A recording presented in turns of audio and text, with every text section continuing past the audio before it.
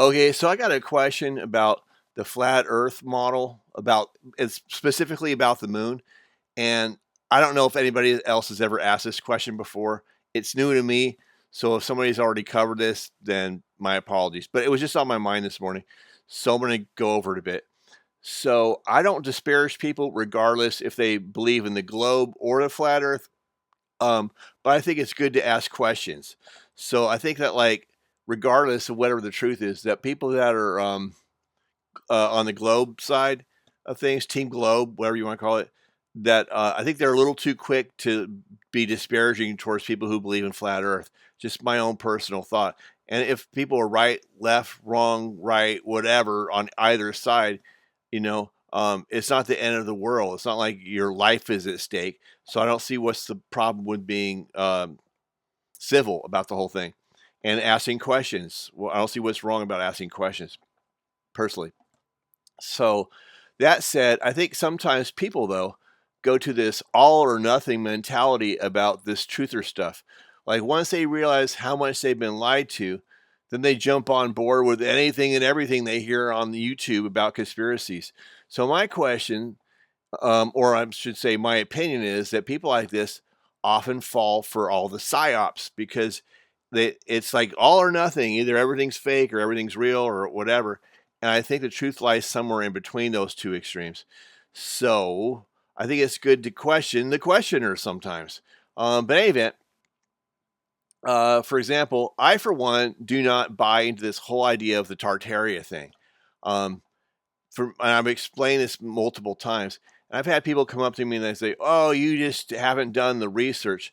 That's a very arrogant reaction. How do you know what I have or haven't researched? This won't be the first time I've had to deal with people who question whatever my knowledge is regarding my research. Um, a matter of fact, I've made several videos on the topic. So I don't know. It's just to me, people they just have this like knee jerk reaction to these things. Like their life is at stake, their ego is at stake if they're right or wrong on a various topic. I just think that doesn't really advance the conversation at all. So that being said, let's move on. Um, so, but anyway, the point is that I don't think it's healthy to just jump on board with whatever theory pops up, whatever. Because honestly, I think some of it's a psyop. I think some of it is like, I'm not saying everything, but some things are out there um, just because they want us to see it and they want us to jump on board with whatever the prevailing theory is. Um, because for various reasons, it's kind of related to MK Ultra actually, where in MK Ultra, you're taught that or your mind is constantly programmed to think something is wrong. Like for example, they'll tell you, oh, the sky is actually green or something when it's blue, and then they torture you till you say, okay, fine, the sky is green, and then they say, no, it's not, it's red, and so it keeps shocking your system to keep compensating for these different assaults on the truth or questioning, etc. And so I think a lot of stuff that's out there on YouTube is sometimes a psyop. It's meant to be used MK Ultra style among other motivations to get people to just disassociate from everything. Um, but anyway, I think it's when you it's critical thinking isn't just for questioning everything, but questioning the questioners as well.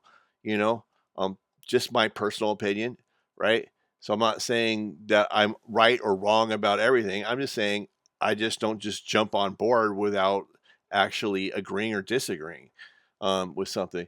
But when it comes to flat Earth, I think that the people that believe in flat Earth are definitely onto something. It's kind of like NASA, where they lied to us about all these degrees of the tilt of the Earth and all this, that, and the other thing, which all end up being 666. Like, really? Like, how did that math just work out that way? I'm not going to go over it here. If you know, you know. I'm not going to just sit there and go over every little detail. I just don't have time for that. I'm about to go get some food here in a minute. But I wanted to talk about this. So with flat Earth, there's a lot of things that the adherents say, which really the people on the side of academia really don't have an answer for. Like with the tilt of the Earth, you should stop.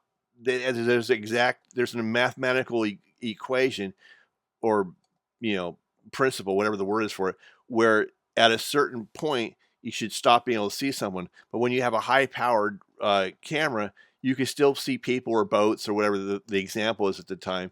That disproves that maxim, that theory, that mathematical principle, which should explain for the tilt of the Earth. So therefore, at least in that point alone, there's something that they've been lying to us about, or they've been inaccurately portraying, etc. So that being said, I still wasn't completely on board with flat Earth because it might not be what they portray it as, but it might be something different. I really don't know. I've never seen the whole Earth at one time, so I don't know. And I don't mind questioning it. I think questioning things is a healthy, like I've said before. So I'm still not 100% on board. I don't completely understand the shape of the world, but the way the globe is presented to us is not true. I don't know exactly what the truth is, but I think they're lying to us just like they lie through NASA. Anyway, in any event, one of the things that made me not completely jump on board with the flat Earth model without questioning anything is the circular shadow, presumably of the Earth, on the moon in its various phases. So at night I look up and I see a crescent moon where there's this circular shadow covering up part of the moon, and think, well, what would cause a circular shadow? And then my programming kicks in. I'm like, okay, well, it's got to be a sphere, right? But then I thought about it, and I was like, well, how does that work with a flat Earth model casting a circular shadow on the moon, right? And then I thought about it, and I was like, you know what? What about the moon? Maybe the moon's flat too. I mean, we never see the whole thing. We only see one side of it, which kind of implies that the whole thing is just like a pancake or something, right? That the whole thing is flat. How do we know anything is spherical, right? I mean, I know they tell us that, but how do we really know that? Maybe I'm right, maybe I'm wrong. I don't know. I'm simply just asking questions. I assume it's still okay if we ask questions. So that made me think, well, maybe if the Earth was flat, like presumably the moon might be flat, then that would explain the circular shadow, because a flat circular Earth would cast a circle shadow on a flat circular moon. And we only ever see one side of the moon. And so that's just the thought I came up with. I don't know if someone else has already brought that up. They probably have, but I don't watch all those videos, so I don't know. I like to think for myself sometimes. So, just a thought that occurred to me. So I might be right, I might be wrong. It's not the end of the world either way, but it's just something to think about.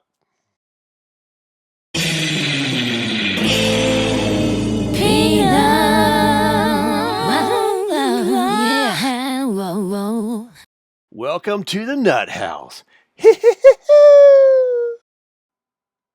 And please don't forget to like, share, and subscribe, and leave a comment.